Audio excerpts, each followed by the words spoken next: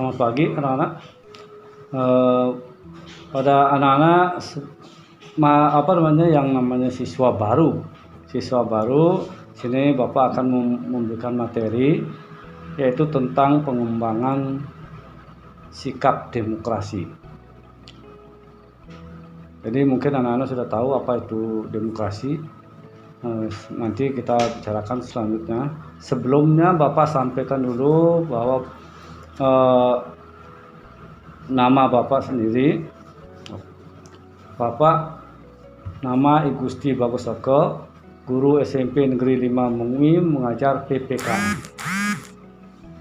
Nah itu sekilas. Kita lanjut ke materi saja. Tentang demokrasi. Mungkin anak-anak sudah tahu yang namanya demokrasi, atau pernah mendengar yang nama demokrasi. Contohnya seperti partai PDI, yaitu Partai Demokrasi. Jadi demokrasi. Terus ada yang menyatakan negara kita adalah negara demokrasi. Apa sebenarnya itu demokrasi? Mungkin anak-anak ada yang mengerti, ada yang belum. Nah yang belum ini banyak pertanyaan, apa itu demokrasi? Mungkin dari dulu begitu. Nah sekarang Bapak jelaskan dulu pengertian demokrasi. Demokrasi itu hanya sebuah istilah kata yang kita ambil dari bahasa Yunani, demos dan kratos atau kratein. Demos itu artinya rakyat, kratos atau kratein itu artinya pemerintahan. Jadi secara pengertiannya itu, secara arti katanya yaitu pemerintahan rakyat.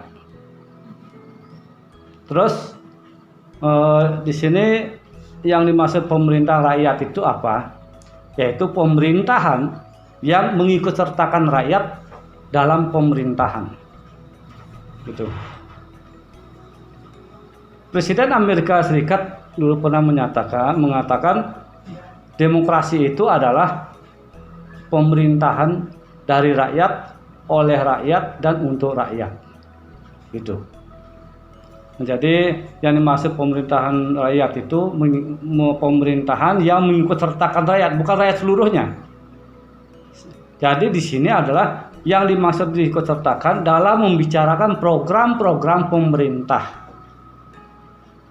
Nah sekarang untuk di dunia ini ada namanya demokrasi langsung dan demokrasi tidak langsung. Demokrasi langsung itu di mana rakyat secara langsung diajak berbicara, membicarakan masalah-masalah kenegaraan, itu secara langsung. Jadi keseluruhan. Bukan dikumpulkan, di mana dikumpulkan kalau satu tempat tidak mungkin. Ya dengan suara poting-poting dan sebagainya. Itu yang secara langsung. Sedangkan ada lagi yang demokrasi tidak langsung, yaitu demokrasi perwakilan, di mana rakyat itu diwakili oleh anggota-anggota, kalau di Indonesia itu anggota DPR dan MPR. Itu demokrasi tidak langsung. Nah kalau kita lihat di masyarakat kita sendiri, mungkin anak-anak pernah mendengar yang namanya orang tuanya sangkep di Banjar, atau paruman atau paum, ring desa adat. Itu salah satu contoh demokrasi langsung, di mana warga Banjar diajak ikut serta membicarakan masalah-masalah yang ada di Banjar tersebut. Secara lebih luas dalam negara begitu. Itu secara demokrasi langsung.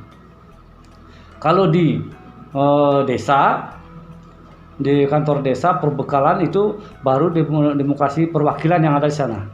Karena ada BPD, Badan Perwakilan Desa. Itu anggota masyarakat diwakili oleh beberapa orang di sana. Jadi di sini pemerintahnya mengikutsertakan rakyat dalam pemerintahan.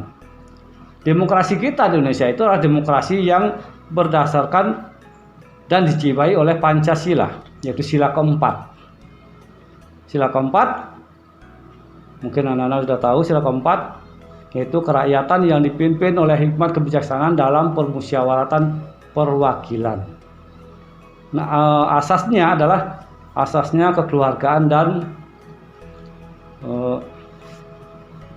yaitu asas daripada demokrasi Pancasila adalah kekeluargaan dan musyawarah mufakat. itu asasnya. Jadi kekeluargaan, artinya membicarakan sesuatu secara kekeluargaan, bukan dengan kekuatan atau dengan kekerasan. Itu membicarakan masalah-masalah atau yang namanya kepentingan bersama itu dengan kekeluargaan, bukan karena ngotot untuk menang dan sebagainya, bukan itu. Nah, itu yang dimaksudkan kekeluargaan di situ. Selanjutnya tentang prinsip-prinsip demokrasi. Jadi demokrasi di Indonesia yaitu demokrasi Pancasila, yaitu demokrasi yang berdasarkan nilai-nilai luhur Pancasila. Nilai-nilai luhur Pancasila yaitu sila pertama, kedua, tiga, dan 4, dan 5. Nah, di sini ada prinsipnya. Prinsip demokrasi Pancasila yang pertama itu persamaan bagi seluruh rakyat Indonesia. Maksudnya di sini adalah prinsip persamaan di sini adalah hak dan kewajiban yang dimiliki oleh rakyat Indonesia sama dan sejajar. Terus ada prinsip keseimbangan, ini yang kedua, keseimbangan antara hak dan kewajiban. Maksudnya di sini adalah keseimbangan antara hak dan kewajiban memberikan pengertian bahwa hak yang diterima warga negara harus adanya keseimbangan dengan kewajiban yang harus ditunaikan. Jadi hak di sini warga negara itu punya hak, yaitu harus seimbang dengan kewajiban yang harus dilaksanakannya. Terus yang ketiga, prinsip pelaksanaan kebebasan yang bertanggung jawab secara moral kepada Tuhan Yang Maha Esa, kepada diri sendiri dan orang lain. Nah, maksudnya di sini bahwa kita sebagai masyarakat Indonesia diberikan kebebasan berdasarkan demokrasi ini, diberikan kebebasan kepada setiap individu, ya. Namun kebebasan itu ada batasnya. Batasnya apa? Ialah tanggung jawab, yaitu di sini bertanggung jawab kepada secara moral pada Tuhan Yang Maha Esa dan pada diri sendiri dan orang lain. Jadi seperti yang kalian sering lihat itu orang menyampaikan suatu suatu kritikan dan sebagainya, jadi melaksanakan dengan demo. Demo kalau dilaksanakan dengan baik, dengan tertib, itu merupakan kebebasan yang dilaksanakan dalam berdemokrasi. Itu memang dibenarkan. Tapi kalau ada isinya yang di sini ada kekerasan, nah itu sudah melenceng dari pengertian kebebasan bertanggung jawabnya. Oleh karena itu banyak yang setelah demo itu ditangkap. Kenapa? Karena adanya suatu kekerasan di sana. Nah, itu yang ketiga. Terus selanjutnya yang keempat, mewujudkan rasa keadilan sosial. Jadi dalam yang keempat itu maksudnya adanya rasa keadilan sosial untuk semua warga negara yang melingkupi sila dalam Pancasila, terutama sila kelima. Jadi itu di dalam sila kelima. Terus yang kelima, pengambilan keputusan dengan musyawarah. Nah, ini yang paling penting sekali di dalam bermusyawarah sebagai cermin daripada demokrasi, yaitu di dalam mengambil keputusan setiap bermusyawarah itu harus dengan tercapainya suatu kemufakatan. Jadi kesepakatan atau kesatuan tekad, kebulatan tekad gitu. Jadi itu yang dimaksud dengan di sini keputusan dengan musyawarah. Jadi bukan dengan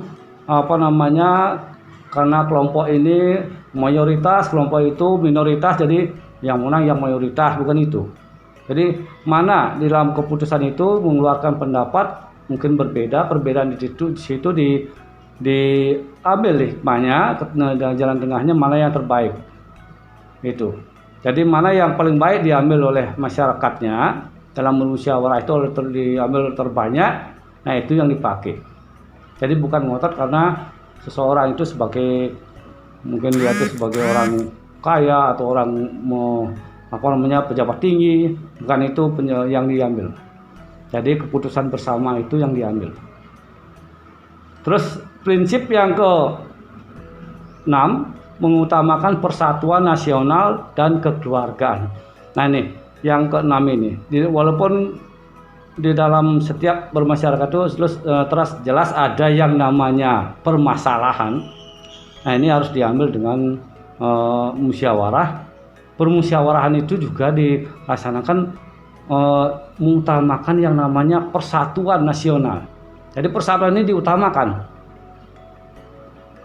Jangan sampai ada membicarakan di situ adanya musyawarah tapi ternyata memecah belah persatuan. Itu yang sudah keluar dari aturan-aturan, ketentuan yang berlaku.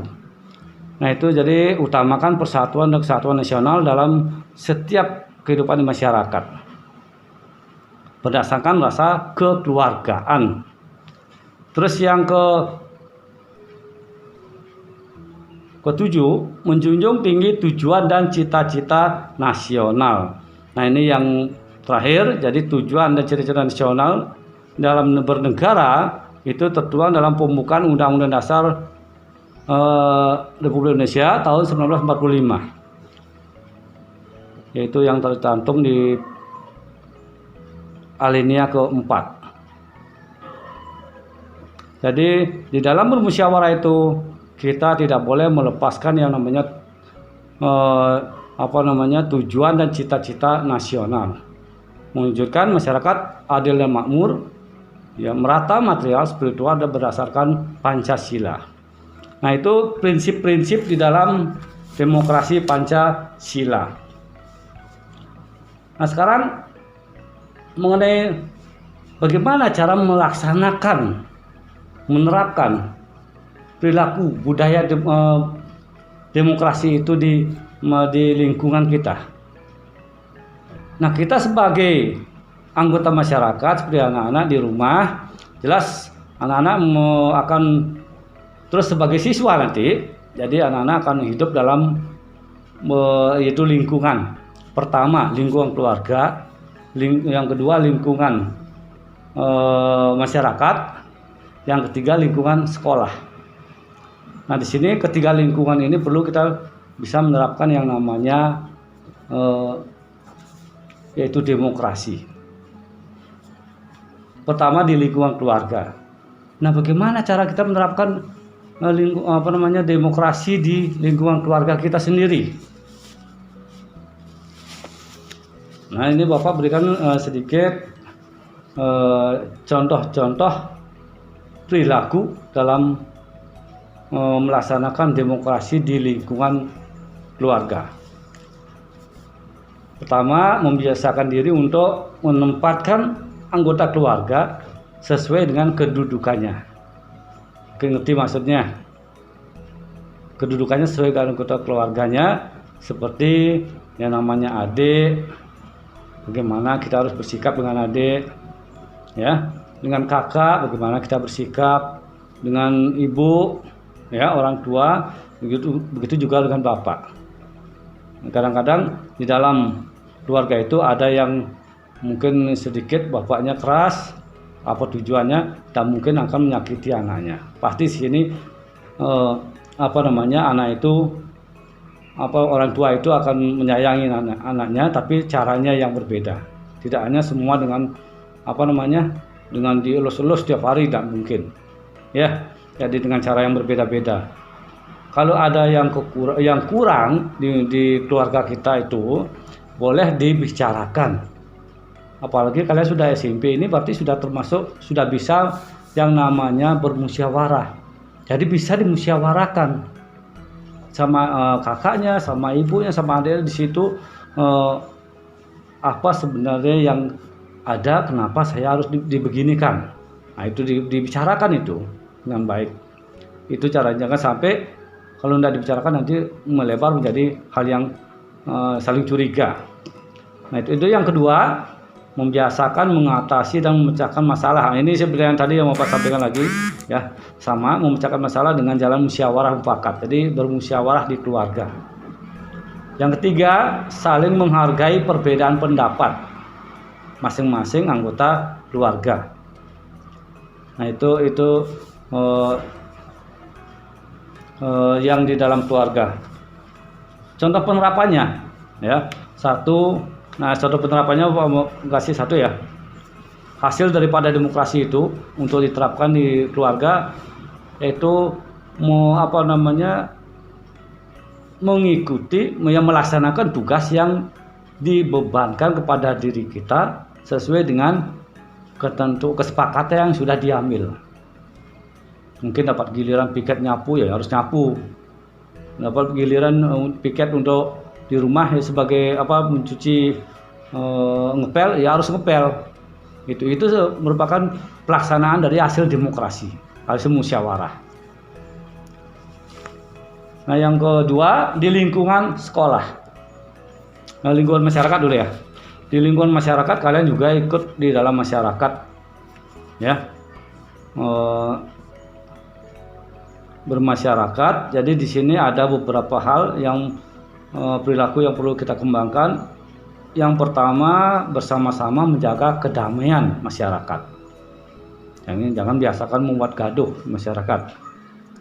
Yang kedua, berusaha mengatasi masalah yang timbul dengan pemikiran yang jernih. Jadi mengatasi masalah yang timbul. Jangan punya pemikiran bahwa kita orang kecil, kalian anak-anak masih kecil, jadi tidak mungkin mengatasi masalah. Bukan begitu. Jadi usahakan di sini setiap di masyarakat itu pasti ada masalah juga. Mungkin kalian mengetahui masalah itu, nah bagaimana caranya mengatasi masalah tersebut dengan pemikiran yang jernih, gitu. Yang ketiga, mengikuti kegiatan rembuk desa. Nah, ini biasanya orang tuanya. Ya, mengikuti kegiatan rembuk desa. Kalau anak-anak, kalau sudah masuk dalam Suketruno, organisasi Suketruno, ya di sana tempatnya. Yang keempat, mengikuti kegiatan kerja bakti. Nah, ini mungkin ada yang kerja bakti, orang tuanya yang kerja bakti, atau juga ada kerja bakti Suketruno. Jadi itu kalian kalau yang ikut di Suketruno ya silakan ikuti. Atau disuruh untuk menggantikan dulu orang tuanya untuk kerja bakti, ya itu gantikan dulu. Jadi biar ada anggota di sana mewakili untuk kerja bakti. Nah, itu yang di masyarakat. Terus yang selanjutnya nomor 5, bersama-sama memberikan usulan demi kemajuan masyarakat. Nah, sini di dalam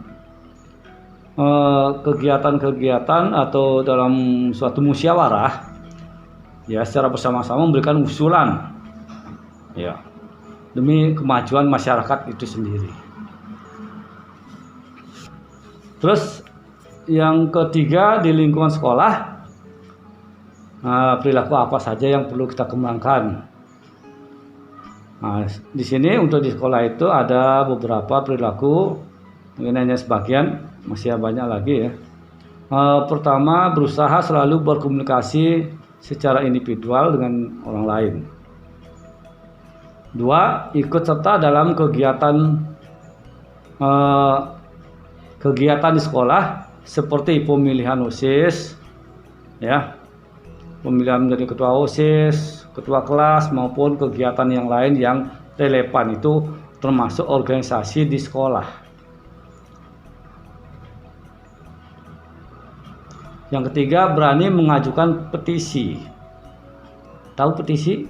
Petisi itu artinya usul. Usul saran ini sifatnya ya, kata petisi itu agak politis sedikit ya, seperti kenegaraan sedikit bahasanya petisi. Itu sebenarnya cuma saran usul. Kalau kita bermusyawarah, kita memberikan saran atau usul pada dalam musyawarah atau rapat. Yang keempat, berani menulis artikel, pendapat, opini di majalah dinding. Nah, ini di sekolah. Berani menulis artikel, pendapat, opini di majalah dinding. Itu. Yang kelima, selalu mengikuti jenis pertemuan yang diselenggarakan OSIS. Kalau memang kalian masuk namanya di sana, dalam kegiatan-kegiatan itu harus diikuti. Jadi jangan tidak diikuti atau merasa malas untuk mengikuti. Jadi itu karena hasil kalian itu yang jadi anggota OSIS itu juga hasil musyawarah. musyawarah itu hasil demokrasi yang ada di sekolah. Nah itu terus diberikan tugas mengadakan pertemuan, itu harus diikuti. Yang keenam, berani mengadakan kegiatan yang merupakan realisasi dari program OSIS. Nah kalau OSIS sudah punya program, jadi melaksanakannya sekarang, jadi direalisasikan. Kalau kalian namanya ikut serta disebut atau secara umum kelasnya ditunjuk, itu harus dilaksanakan, tidak boleh menolak. Itu yang yang bisa Bapak sampaikan untuk yang di lingkungan sekolah. Nah itu perilaku yang perlu kita kembangkan di lingkungan sekolah. Nah itu perilaku demokrasi dalam berbagai lingkungan. Nah untuk yang lain, merasakan perilaku apa saja lagi yang perlu kita kembangkan. Nah di sini Bapak sarankan, karena nanti kalau itu disambung terus nanti lama sekali, materinya juga banyak ya. Jadi Bapak sarankan pada kalian untuk membaca yang namanya atau mencarinya mungkin di Google ya, 45 butir-butir Pancasila. Dan contoh-contohnya di sana ada. Kalau yang dulu yang namanya P4 itu 36 butir. 36 butir nilai-nilai Pancasila. Tapi sekarang yang ada itu sudah ditambahkan lagi 45 butir nilai-nilai Pancasila. Nah mengenai demokrasinya yang mana? Itu khusus memang mengacu ke yang sila keempat, tapi sesuai dengan demokrasi kita ada demokrasi Pancasila yang berdasarkan nilai-nilai, yaitu demokrasi pemerintahan rakyat berdasarkan Pancasila, nilai-nilai Pancasila. Jadi semuanya kena. Cuma di dalam bermusyawarah atau berdemokrasi itu secara mengkhusus itu ada pada sila keempat nilai-nilainya. Seperti ya Bapak sebutkan di sini pada nilai yang keempat saja dulu. Sebagai warga negara dan warga masyarakat, setiap manusia Indonesia mempunyai kedudukan, hak dan kewajiban yang sama.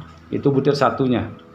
Butir duanya, tidak boleh memaksakan kehendak kepada orang lain. Artinya dalam musyawarah kita tidak boleh memaksakan kehendak. Yang ketiga, mengutamakan musyawarah dalam mengambil keputusan untuk kepentingan bersama. Jadi ada yang namanya pendapat yang berbeda-beda. Di sini diusahakan diambil jalan tengah dengan cara musyawarah. Yang keempat, musyawarah untuk mencapai mufakat diliputi oleh semangat kekeluargaan. Nah, di sini maksudnya di dalam bermusyawarah itu kita mencapai mufakat di sini dengan kekeluargaan. Jadi bukan untuk mau menang sendiri. Itu. Kalau egonya dikembangkan di sini jelas akan melanggar yang namanya butir keempat itu. Jadi di sini kembangkan semangat kekeluargaan di dalam bermusyawarah. Yang kelima, menghormati dan menjunjung tinggi setiap keputusan yang dicapai sebagai hasil musyawarah. Artinya, setelah mendapatkan hasil musyawarah, keputusan bersama harus dihormati dan dijunjung tinggi. Jangan berpikiran, oh saya dah ikut tadi mau mendukungnya, berarti saya dah ikut melaksanakan. Bukan itu. Kalau sudah menjadi anggotanya, ikut rapat di sana, kalau usulan kita berbeda, ya pendapat kita berbeda dengan yang sepakati, bukan berarti kita menghindar, enggak, harus melaksanakan hasil keputusan itu, apapun hasilnya. Yang ketujuh, di dalam musyawarah diutamakan kepentingan bersama di atas kepentingan pribadi dan golongan. Yang kedelapan, musyawarah dilakukan dengan akal sehat dan sesuai dengan hati nurani yang luhur. Jadi dengan akal sehat memang betul-betul, bukan hanya sekedar kamu mau menang sendiri. Jadi dengan memaksakan kehendak dan melakukan kekerasan itu tidak dibenarkan. Jadi di sini dengan akal sehat. Yang kesembilan, keputusan yang diambil harus dapat dipertanggungjawabkan secara moral kepada Tuhan Yang Maha Esa, menjunjung tinggi harkat dan martabat manusia, nilai-nilai kebenaran dan keadilan, mengutamakan persatuan dan kesatuan demi kepentingan bersama. Dan yang 10, memberikan kepercayaan kepada wakil-wakil yang dipercayai untuk melaksanakan permusyawaratan. Nah, anak-anak, cukup sekian Bapak sampaikan tentang materi demokrasi. Untuk nanti setelah kita ada pembelajaran, mungkin di sana akan ada materi pembelajaran demokrasi lagi yang lebih rinci. Sekian dari Bapak. Selamat pagi.